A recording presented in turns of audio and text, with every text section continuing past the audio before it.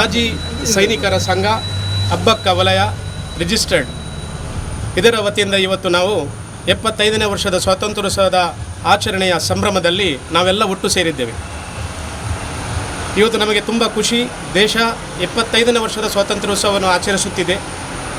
ಇವತ್ತು ಖಂಡಿತ ನಾವು ಪ್ರಾಣ ತ್ಯಾಗ ಬಲಿದಾನ ಮಾಡಿದಂತಹ ಎಲ್ಲ ಸ್ವತಂತ್ರ ಸೇನಾನಿಗಳನ್ನು ನೆನಪಿಸುವಂತಹ ಒಂದು ದಿನ ಇವತ್ತಿನ ದಿನ.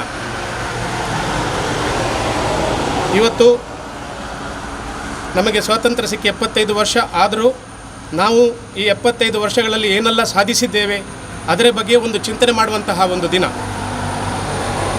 ಒಂದು 5 ವರ್ಷದ ಮೊದಲು ನಮ್ಮ ಪ್ರಧಾನಮಂತ್ರಿಯವರು ಭಾರತ 75ನೇ ವರ್ಷದ ಸ್ವಾತಂತ್ರ್ಯೋತ್ಸವವನ್ನು ಆಚರಿಸುವಾಗ ಭವಿಷ್ಯದ ಭಾರತ ಹೇಗಿರಬೇಕು ಎನ್ನುವ ಕನಸನ್ನು 5 ವರ್ಷಗಳ ಮೊದಲೇ ಅವರೆಲ್ಲ ಪ್ಲ್ಯಾನ್ ಮಾಡಿದ್ದರು. ಈ ಭಾರತ ದೇಶವನ್ನು ವಿಶ್ವಗುರು ಹೇಗೆ ಮಾಡಬೇಕು ಎನ್ನುವ ನಿಟ್ಟಿನಲ್ಲಿ ಕಳೆದ 5-6 ವರ್ಷದಿಂದ ಕೆಲಸ ನಡೀತಿದೆ. ಖಂಡಿತ ಕೋವಿಡ್ನ ಸಂಕಷ್ಟದಿಂದಾಗಿ ತುಂಬ ಜನರಿಗೆ ತೊಂದರೆ ಬಂದರೂ ನಾವು ಅದನ್ನು ಎಲ್ಲ ನಮ್ಮ ಭಾರತವಾಸಿಯ ಸಹಾಯದಿಂದ ಅದನ್ನು ಖಂಡಿತ ಎದುರಿಸಿದ್ದೇವೆ. ಹಾಗೂ ವ್ಯಾಕ್ಸಿನೇಷನ್ನ ಮಾಡುವುದರಲ್ಲಿಯೂ ಭಾರತ ನಮ್ಮ ಭಾರತದಲ್ಲೇ ತಯಾರಿಸಿದ ವ್ಯಾಕ್ಸಿನನ್ನು ಕೊಡುವುದರಲ್ಲಿ ಭಾರತ ಎತ್ತಿದ ಕೈ. ಆದ ಕಾರಣ ನಾವು ಎರಡೂ ಇದರಲ್ಲಿ ಸಫಲವಾಗಿದ್ದೇವೆ ಅಂತ ಹೇಳ್ಬೋದು.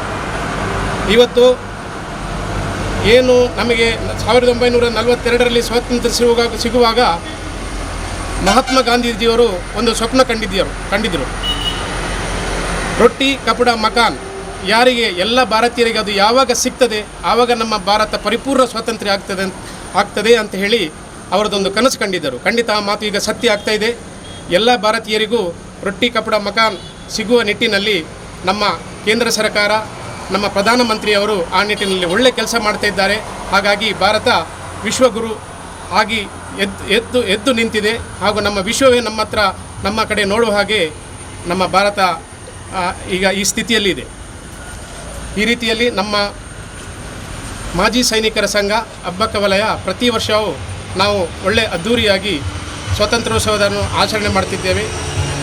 ಇವತ್ತು ನಾವೆಲ್ಲ ಒಟ್ಟು ಸೇರಿದ್ದೇವೆ. ಈ ಒಂದು ಕಾರ್ಯಕ್ರಮಕ್ಕೆ ನಮ್ಮ ಸಂಘದ ಅಧ್ಯಕ್ಷರಾದ advocate LAN KC. Narayanan sir ಧ್ವಜಾರೋಹಣ ಮಾಡಲಿದ್ದಾರೆ. ಅವರನ್ನು ನಾನು ಆತ್ಮೀಯವಾಗಿ ಎಲ್ಲರ ಪರವಾಗಿ ಸ್ವಾಗತಿಸುತ್ತಿದ್ದೇನೆ.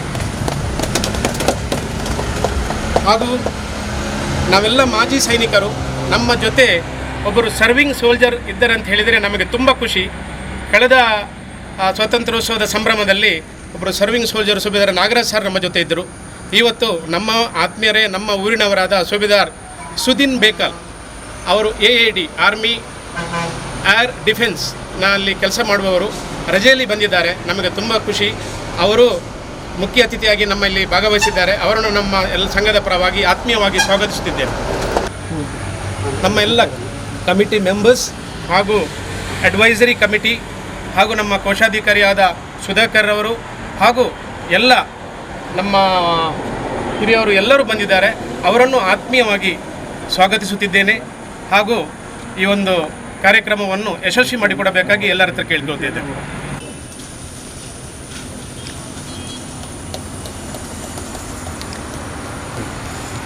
ನಮ್ಮ ಉಪಾಧ್ಯಕ್ಷರಾದ ಸಿದ್ಧಾರ್ಥರನ್ ಅವರು ನಮ್ಮ ಜೊತೆ ಇದ್ದಾರೆ. ಅವರು ನಮ್ಮೆಲ್ಲರ ಪರವಾಗಿ ಆತ್ಮೀಯವಾಗಿ ಸ್ವಾಗತಿಸುತ್ತಿದ್ದೇನೆ.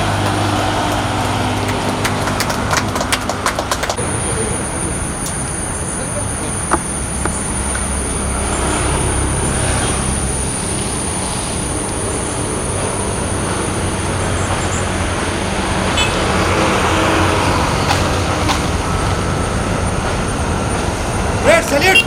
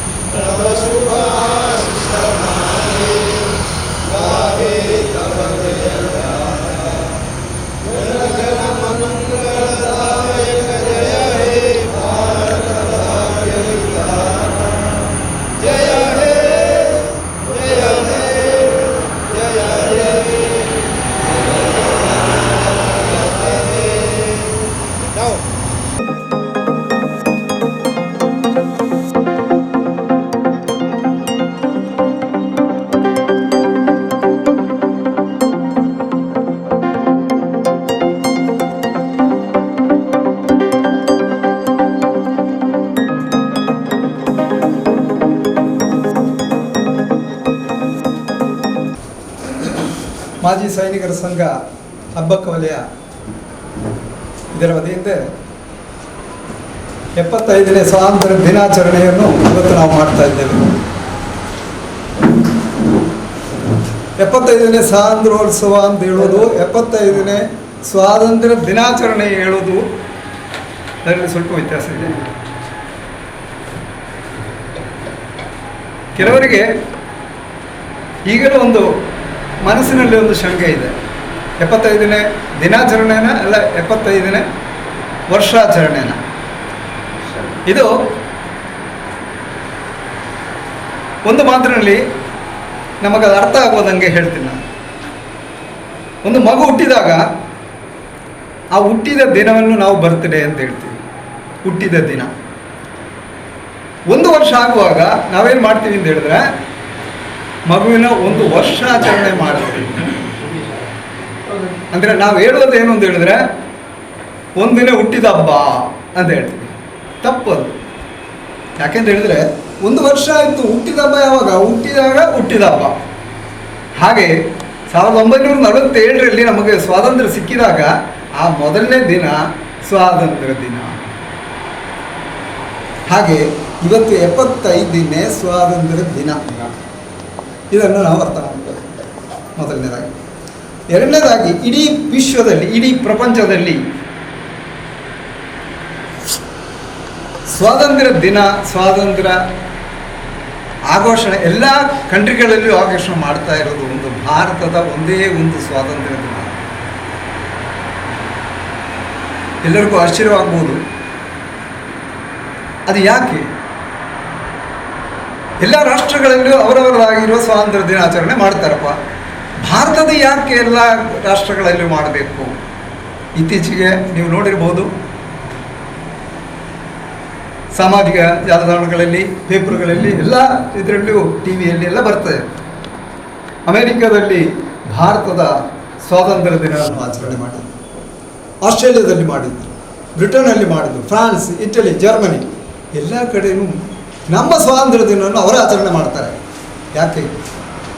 ಅದಕ್ಕೆ ಕಾರಣ ಇಷ್ಟೇ, ಸತ್ಯ ಅಹಿಂಸೆಯಲ್ಲಿ ಹೋಗಿ ಯಾವುದಾದ್ರೂ ಒಂದು ರಾಷ್ಟ್ರ ಸ್ವಾತಂತ್ರ್ಯಗೊಂಡಿದೆ ಅಂತ ಹೇಳಿದರೆ ಅದು ಭಾರತ ಮಾತ್ರ.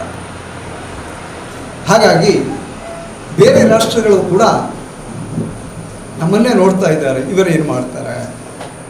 ಈಗಾಗಲೇ ನಮ್ಮ ಜನರಲ್ ಸೆಕ್ರೆಟರಿ ವೆಂಕಟೇಶ್ ಅವರು ಹೇಳಿದರು, ಇಡೀ ಪ್ರಪಂಚ ಭಾರತ ಕಡೆ ನೋಡ್ತಾ ಇದ್ದಾರೆ. ಯಾಕೆ? ಪ್ರೈಮ್ ಮಿನಿಸ್ಟರ್ ಹೇಳಿದಂಗೆ ನಾವು ವಿಶ್ವ ಗುರು ಆಗಬೇಕು. ಗುರು ಆಗಿದೆ, ಈಗಲೇ ಇನ್ನಾಗೋದಂತದ ಆಲ್ರೆಡಿ ಆಗೇ ಇದೆ.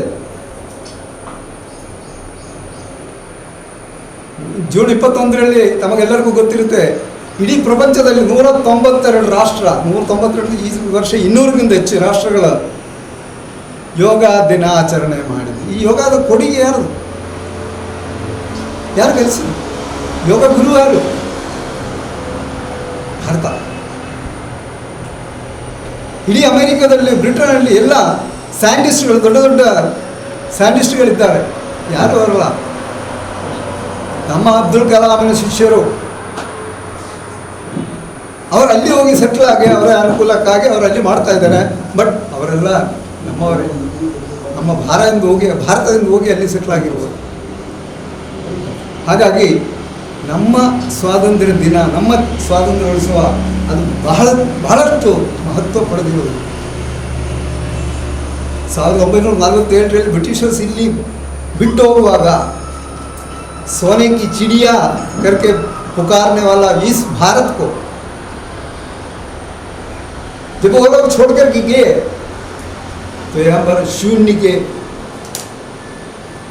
उस आइडिया में थे हम लोग. ಅಲ್ಲಿಂದ ಆ ಶೂನ್ಯದಿಂದ ಶಿಖರಕ್ಕೆ ಏರಿಸಲಿಕ್ಕೆ ಬಹಳಷ್ಟು ಮಹನೀಯರು, ಮಹಾನರು ನಮಗೆಲ್ಲ ಆಗಿ ಪ್ರಾಣ ತ್ಯಾಗ ಮಾಡಿ ಅಷ್ಟೊಂದು ನಮಗಾಗಿ ಕಷ್ಟಪಟ್ಟು ನಮಗೆ ಸ್ವಾತಂತ್ರ್ಯ ಕೊಡಿಸಿದರು. ಸೊ ಈ ಸ್ವಾತಂತ್ರ್ಯ ದಿನ ಅಂತ ಹೇಳಿದ್ರೆ ಅವರನ್ನೆಲ್ಲ ಯಾರ್ಯಾರು ನಮಗಾಗಿ ಕಷ್ಟಪಟ್ಟು ನಮಗೆ ಸ್ವಾತಂತ್ರ್ಯ ಕೊಡಿಸಿದಾರೋ ಅವರನ್ನೆಲ್ಲ ಒಂದು ನೆನಪಿಟ್ಟುಕೊಳ್ಳೋ ಒಂದು ಕರ್ತವ್ಯ ನಮ್ಮದು. ಅದು ಅಲ್ಲದೆ ಅವರು ತೋರಿಸಿರುವ ಅದೇ ದಾರಿಯಲ್ಲಿ ಮುಂದೆ ಹೋಗಿ ನಮ್ಮ ರಾಷ್ಟ್ರವನ್ನು ಕಟ್ಟಿಕೊಳ್ಳುವ ಒಂದು ಕರ್ತವ್ಯ ಕೂಡ ನಮ್ಮ ಇದು ಸ್ಪೆಷಲಾಗಿ ನಮ್ಮ ಎಕ್ಸರ್ವಿಸ್ಮನ್ಗೆ ಮಾಜಿ ಸೈನಿಕರಿಗೆ ಹೇಳುವ ಅವಶ್ಯಕತೆ ಇಲ್ಲ. ಆ್ಯಕ್ಚುಲಿ ಇದು ಪಬ್ಲಿಕ್ಕಿಗೆ ಹೇಳಬೇಕಾಗಿರೋದು ಮಾತ್ರ ನಾನು ಇಲ್ಲೇ ಹೇಳ್ತಾ ಇದ್ದೀನಿ. ಮಾಜಿ ಸೈನಿಕರಿಗೆಲ್ಲ ಗೊತ್ತಿದೆ ನಾವು ಯಾವ ರೀತಿಯಲ್ಲಿ ಹೋಗಿ ಇದನ್ನು ರಾಷ್ಟ್ರವನ್ನು ಕಟ್ಕೋಬೇಕು. ಬಟ್ ಸಾರ್ವಜನಿಕರಿಗೆ ಅದನ್ನು ಐಡಿಯಾ ಇರುವುದಿಲ್ಲ. ಅವ್ರು ಮಾಡ್ತಾ ಇರೋ ಕೆಲಸಗಳೇ ಬೇರೆ. ಯಾವ್ಯಾವ ರೀತಿಯಲ್ಲಿ ಅವರು ಅದನ್ನು ಮಾಡ್ತಾ ಇದ್ದಾರೆ ಅಂತ ಹೇಳಿದ್ರೆ ನಮಗೆಲ್ಲ ಗೊತ್ತಿರೋ ವಿಷಯ. ಆ ವಿಷಯಕ್ಕೆ ನಾನೀಗ ಅದ್ರ ಬಗ್ಗೆ ಚರ್ಚೆ ಮಾಡುವುದಿಲ್ಲ. ಬಟ್ ನಮ್ಮ ಸ್ವಾತಂತ್ರ್ಯೋತ್ಸವ ನಾವು ಸಿಕ್ಕಿದ ಮೇಲೆ ಏನೂ ಇಲ್ಲದೆ ನಮ್ಮನ್ನು ಇಲ್ಲಿ ಬಿಟ್ಟು ಹೋಗಿರುವ ಆ ಒಂದು ಅವಸ್ಥೆಯಲ್ಲಿ ನಾವು ಯಾವ ರೀತಿಯಲ್ಲಿ ಅಲ್ಲಿಂದ ಈ 75 ವರ್ಷದಲ್ಲಿ ಮುಂದೆ ಬಂದಿರೋ ವಿಷಯ ನಮಗೆಲ್ಲ ಗೊತ್ತಿದೆ. ಇವತ್ತು ವಿಶ್ವ ಗುರುವಾಗಿದೆ. ವಿಶ್ವದಲ್ಲಿ ಈವನ್ ಸ್ಪೋರ್ಟ್ಸಲ್ಲಿ ಕೂಡ ಯಾವುದು ಏನೂ ಇಲ್ಲದೆ ಜೀರೋದಲ್ಲಿ ಕೈ ಮಡಚಿಕೊಂಡು ಬರ್ತಾ ಇರುವ ಭಾರತ ಈ ಸತಿ ಒಂದು ಗೋಲ್ಡ್ ಮೆಡಲ್ ಹೌದು, ಅದು ಸಮೇತ 7 ಮೆಡಲ್ಗಳು ತಗೊಂಬಂದಿದೆ. ಇಲ್ಲಿ ಇರುವ ಇನ್ಫ್ರಾಸ್ಟ್ರಕ್ಚರ್ ಈಗಲೂ ಎಲ್ಲರಿಗೂ ಗೊತ್ತಿದೆ, ಬಹಳ ಶೋಚನೀಯ ಅವಸ್ಥೆಯಲ್ಲಿದೆ. ಅದನ್ನು ಇನ್ನೂ ಮುಂದೆ ನಮ್ಮ ಪ್ರೈಮ್ ಮಿನಿಸ್ಟರ್ ಈಗಲೇ ಅದಕ್ಕೆ ಬೇಕಾಗಿರುವ ಕೆಲಸ ಕಾರ್ಯಗಳು ಶುರುವಾಗಿದೆ. ಒಂದು ನೆಕ್ಸ್ಟ್ ಒಲಿಂಪಿಕ್ಗೆ ಒಂದು 100 ಜನರನ್ನು ಇಲ್ಲಿಂದ ಪಾರ್ಟಿಸಿಪೇಟ್ ಮಾಡಿ ಅದರಲ್ಲಿ ಮ್ಯಾಕ್ಸಿಮಮ್ ಮೆಡಲ್ಸ್ ತೊಗೊಂಬರುವ ಹಾಗೆ ಮಾಡಲಿಕ್ಕೂ ಕೂಡ ಪ್ರಯತ್ನ ನಡೀತಾ ಇದೆ. ಸೈನ್ಸ್ ಆ್ಯಂಡ್ ಟೆಕ್ನಾಲಜಿಯಲ್ಲಿ ಇವತ್ತು ಭಾರತ ಎಲ್ಲಿವರೆಗೆ ಬಂದಿದೆ ಅಂತ ಇರೋದನ್ನು ನಮಗೆ ಗೊತ್ತಿರ್ಬೋದು. ಇವತ್ತು ನಮ್ಮ ಯಾವಾಗಲೂ ನಾನು ಒಂದು ಮಾತು ಹೇಳ್ತೀನಿ, ನಿಮ್ಮ ನೈಬರ್ಸನ್ನು ನೀವು ಪ್ರೀತಿ ಮಾಡಬೇಕು. ಆವಾಗ ಮಾತ್ರ ನೀವು ಆ ಒಂದು ಮನುಷ್ಯತ್ವ ಅಂತೇಳಿ ಇರೋದು. ಬಟ್ ನಮಗೆ ಸಿಕ್ಕಿರುವ 2 ರಾಷ್ಟ್ರಗಳು ನಾವು ಪ್ರೀತಿ ಮಾಡ್ತಾ ಹೋಗ್ತಾ ಇದ್ದೀವಿ. ಬಟ್ ಅವರಿಗೆ ಅದಕ್ಕೆ ಅವರ ಹಕ್ಕುದಾರ ಅಲ್ಲ. ಆ ಪ್ರೀತಿ ತಗೊಳ್ಲಿಕ್ಕಿರೋ ಒಂದು ಹಕ್ಕು ಅದಿಲ್ಲ. ಹಾಗಾಗಿ ಭಾಳಷ್ಟು ಪ್ರಾಬ್ಲಮ್ ನಮಗೆ ಇವತ್ತು ಕೂಡ ಪಾಕಿಸ್ತಾನ ಚೈನಾ ಕ್ರಿಯೇಟ್ ಮಾಡ್ತಾ ಇದ್ದಾರೆ. ಬಟ್ ಧೈರ್ಯವಿಲ್ಲ. ಧೈರ್ಯವಾಗಿ ಅವರಿಗೆ ಮುಂದೆ ಬರಲಿಕ್ಕೆ ಅಲ್ಲಿ ನಿಂತು ನೋಡ್ತಾರೆ, ಮುಂದೆ ಬರಲಿಕ್ಕೆ ಸಾಧ್ಯ ಇಲ್ಲ. ಯಾಕಂದರೆ ಒಂದು ಧೈರ್ಯ ಸರ್ವತ್ರ ಸಾಧನ ಅಂತ ಹೇಳ್ತಾರೆ. ನಮ್ಮಲ್ಲಿ ಅದಿದೆ, ಅವರಲ್ಲಿ ಇಲ್ಲ, ಕುಗ್ಗಿ ಹೋಗಿದೆ. ಪ್ರೈಮ್ ಮಿನಿಸ್ಟರ್ ಮೋದಿ ಬಂದ ಮೇಲೆ ಒಂದು ಸಣ್ಣ ಉದಾಹರಣೆ ಹೇಳ್ತೀನಿ. ಒಂದು ಮರದ ಮೇಲೆ ಒಂದು ಪಕ್ಷಿ ಕೂತಿತ್ತಂತೆ. ಅದರ ಪಕ್ಕದಲ್ಲಿ ಒಂದು ಜೇನುಹುಳ ಬಂದು ಕೂತಿತ್ತು. ಆ ಮರದಲ್ಲಿ ಒಂದು ಜೇನುಗೂಡಿತ್ತು. ಒಬ್ಬ ಮನುಷ್ಯ ಹೋಗಿ ಆ ಜೇನುಗೂಡನ್ನು ತೆಗೆಯುವಾಗ ಪಕ್ಷಿ ಹೇಳುತ್ತೆ, ನೋಡಿ ನಿಮ್ಮ ಆ ಜೇನುಗೂಡನ್ನು ತೆಗಿತಾ ಇದ್ದಾರೆ, ಮನುಷ್ಯ ಬಂದು ತೆಗಿತಾ ಇದ್ದಾರೆ ಅಂತ ಹೇಳ್ತಾರೆ. ಅವಾಗ ಜೇನುಹುಳ ಹೇಳುತ್ತೆ, ಅವ್ರು ತೆಗೀಲಿ, ತೊಂದರೆ ಇಲ್ಲ, ನಮ್ಮ ಈ ಟೆಕ್ನಾಲಜಿ ಉಂಟಲ್ಲ, ಈ ಜೇನು ಮಾಡುವ ಟೆಕ್ನಾಲಜಿ, ಅದನ್ನು ಅವ್ರಿಗೆ ತಗೊಂಡು ಅವ್ರಿಗೆ ಬರೋದಿಲ್ಲ. ಸ್ವಲ್ಪ ಆದಮೇಲೆ ಆ ಪಕ್ಷಿಗೆ ಜೇನುಹುಳ ಹೇಳುತ್ತೆ ಏನಂದರೆ, ಅದು ನೀವೀಗ ಕೂತಿದ್ರಲ್ಲ, ಆ ಕೊಂಬು ಒಳಗೋಗಿದೆ, ಕಟ್ಟಾಗಿ ಬೀಳುತ್ತೆ ಈಗ. ಆವಾಗ ಪಕ್ಷಿ ಹೇಳುತ್ತೆ, ನನಗೆ ನನ್ನ ರೆಕ್ಕೆ ಮೇಲೆ ಕಾನ್ಫಿಡೆನ್ಸ್ ಇದೆ, ಅದು ಬಿದ್ದರೆ ಬೀಳಲಿ. ಇದೆರಡೂ ಭಾರತದಲ್ಲಿರೋ ಜನತೆಗಿದೆ. ಕಾನ್ಫಿಡೆನ್ಸ್ ಇದೆ, ನಮ್ಮ ಟೆಕ್ನಾಲಜಿ ಇದೆ. ಈ ಎರಡನ್ನು ಯೂಸ್ ಮಾಡಿಕೊಂಡು ನಾವು ಮುಂದೆ ಹೋಗ್ತಾ ಇದ್ದೀವಿ. ಯಾರನ್ನೂ ನಾವು ದೋಷಿ ಅಂತ ಹೇಳೋದಿಲ್ಲ. ಬಟ್ ನಮ್ಮ ಕೆಲಸ ನಾವು ಮಾಡ್ಕೊಂಡು ಹೋಗ್ತಾ ಇದ್ದೀವಿ. ಬೇರೆ ಬೇರೆ ರಾಷ್ಟ್ರಗಳು ಬೇರೆ ಬೇರೆ ಕಂಟ್ರಿಯನ್ನು ಅಟ್ಯಾಕ್ ಮಾಡುವಾಗ ನಾವು ನಮ್ಮ ಟೆಕ್ನಾಲಜಿ, ನಮ್ಮ ವಿಶ್ವಾಸದಲ್ಲಿ ನಾವು ಅದನ್ನು ಕ್ರಿಯೇಟ್ ಮಾಡ್ತಾ, ಈಗ ಕೋವಿಡ್-19 ಸಮಯದಲ್ಲಿ ಏನೇನಾಗಿದೆ ಅಂತಿರೋದು ನಮಗೆಲ್ಲರಿಗೂ ಗೊತ್ತಿರುವ ವಿಷಯ. ನಮ್ಮದೇ ಆಗಿರುವ ಮೆಡಿಸಿನ್ ಫೈಂಡ್ ಔಟ್ ಮಾಡಿ ನಮ್ಮವರಿಗೆ ಕೊಟ್ಟು, ಜೊತೆಯಲ್ಲಿ ಇಲ್ಲಿ ಇರುವ ನಮ್ಮ ಈ 130 ಕೋಟಿ ಜನರಿಗೂ ಕೊಡೋಕ್ಕೆ ಆಗದೆ ಇರುವಾಗಲೂ ಕೂಡ ನಾವು ಬೇರೆಯವ್ರಿಗೆ ಹೆಲ್ಪ್ ಮಾಡಿದ್ದೀವಿ. That is the helping nature of Bharat.